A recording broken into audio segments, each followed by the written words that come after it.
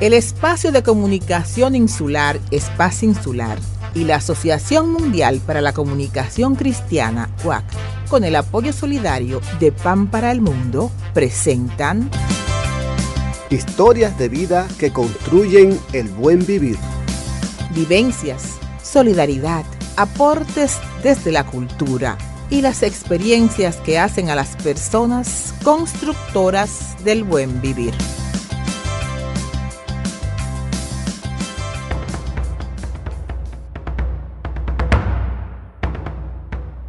Esther Wong Alcántara, una vida bicultural. Esther Wong Alcántara, hija de padre chino y madre dominicana, creció entre dos mundos. Hablaba algo de cantonés con la abuela paterna, lengua que ha olvidado. Ayudaba en el restaurante familiar junto a sus hermanos y, como cualquier hija de familia dominicana en su época, asistía a una que otra misa católica. Cuando uno nace en un ambiente bicultural, realmente vive la bicultura. Hay como una diferenciación entre lo que se vive dentro del hogar y lo que se vive y se socializa fuera. Te explico. Por ejemplo, cuando uno inicia el proceso escolar, que es cuando uno comienza realmente a socializarse con las demás personas, con la sociedad, ya uno comienza a ver otros comportamientos, otro tipo de relaciones que lo que realmente se vive y se conoce dentro del hogar en una cultura bicultural, cuando en las culturas biculturales la cultura más fuerte es la que domina. En este caso, la cultura oriental de papá, lógicamente era la más fuerte, era la que se controlaba y se vivía un ambiente muy oriental. Ese ambiente oriental estuvo muy marcado por la presencia de la abuela y el abuelo paterno en la casa familiar, en una cultura donde se valora a las personas mayores y a los ancestros. Recuerda de forma especial las conversaciones que tenía con su abuelo. El que más conversaba de su vida en China era mi abuelo. Mi papá no tanto, mi papá no era tan comunicativo, mientras que abuelo sí. Abuelo nos hablaba de la guerra en su momento, aunque yo estaba muy pequeña, pero sí siempre estábamos con él en algún momento de nuestro descanso mirando televisión. Y sí, él nos hablaba mucho de la guerra, nos mencionaba mucho a Chiang Kai-shek. En aquella época, la llamada Formosa, cuando Mao Zedong y Chiang Kai se pelean, uno se va a Formosa, lo que ahora es Taiwán. Y entonces sí, él nos hablaba de esa parte y de cómo era su vida en aquel entonces, en su aldea. Y quizá eso nos lleva a imaginarnos lo que era en aquella época la vida de nuestros ancestros.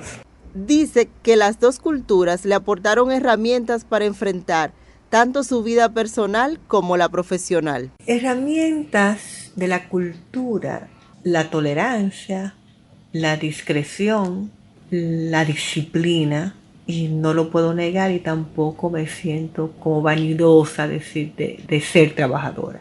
Y lógicamente de la parte dominicana, el baile, porque me gusta bailar, sé bailar, aprendí a bailar, la alegría de que llevamos los dominicanos.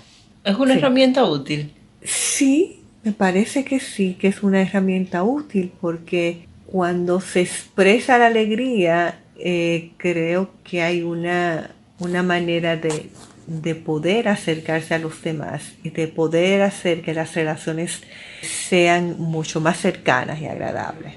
También aprendió a respetar y convivir con creencias religiosas tan distintas como las tradiciones espirituales chinas y la fe católica.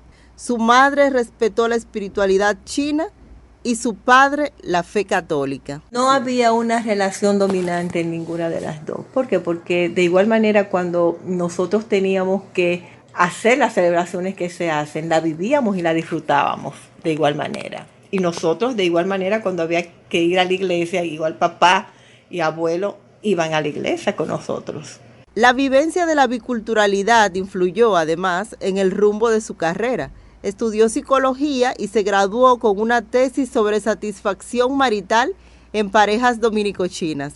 De una manera u otra, en mí queda la curiosidad de esa convivencia, de esa pareja bicultural como mi papá y mi mamá, que de alguna manera se notaba que en algún momento determinado no había una comunicación real y eficiente, vamos a llamarle así, de comunicación entre ellos dos, porque quizás el mismo idioma le ponía alguna barrera para ellos comunicarse plenamente. ¿Su papá no aprendió bien el español? Sí aprendió bien el español, pero hay quizás de alguna manera algún tipo de comunicación que yo sentía que no se daba. Con lo cual, una vez yo me hice psicóloga, mi tesis entonces la hice de parejas biculturales, la satisfacción marital de parejas biculturales dominico-chinas. ¿Y qué encontró en esa investigación? Fíjate lo que encontré, que en parejas biculturales, la escala que yo me di, porque era un cuestionario bastante amplio, porque era el cuestionario de Snyder, me fue muy difícil, de verdad, que las parejas dominico-chinas pudiera yo llegar a ellos y que me respondieran el cuestionario. La muestra fue pequeña, tuve que realmente hablar bastante para que me pudieran apoyar en eso.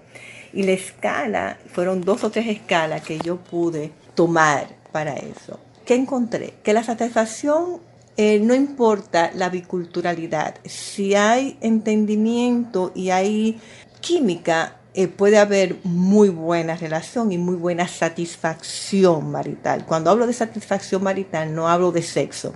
Hablo de una satisfacción marital integral.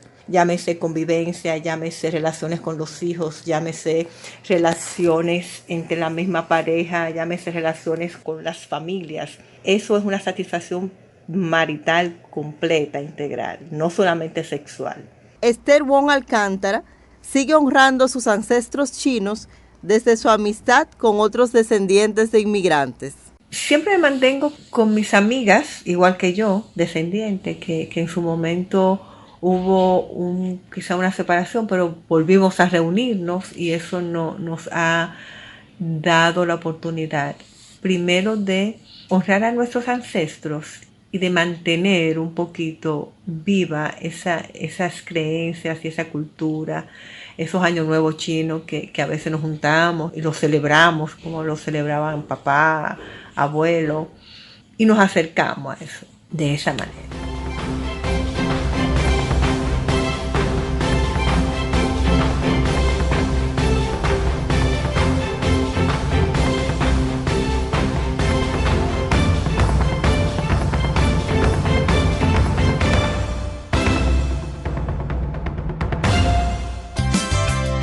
El Espacio de Comunicación Insular, Espacio Insular, y la Asociación Mundial para la Comunicación Cristiana, UAC, con el apoyo solidario de Pan para el Mundo, presentaron Historias de vida que construyen el buen vivir. Producidas por la periodista Ariadne Méndez Félix para Espacio Insular. En el marco del proyecto Promoción de una cultura democrática y de cero tolerancia al racismo y la xenofobia en los medios de comunicación.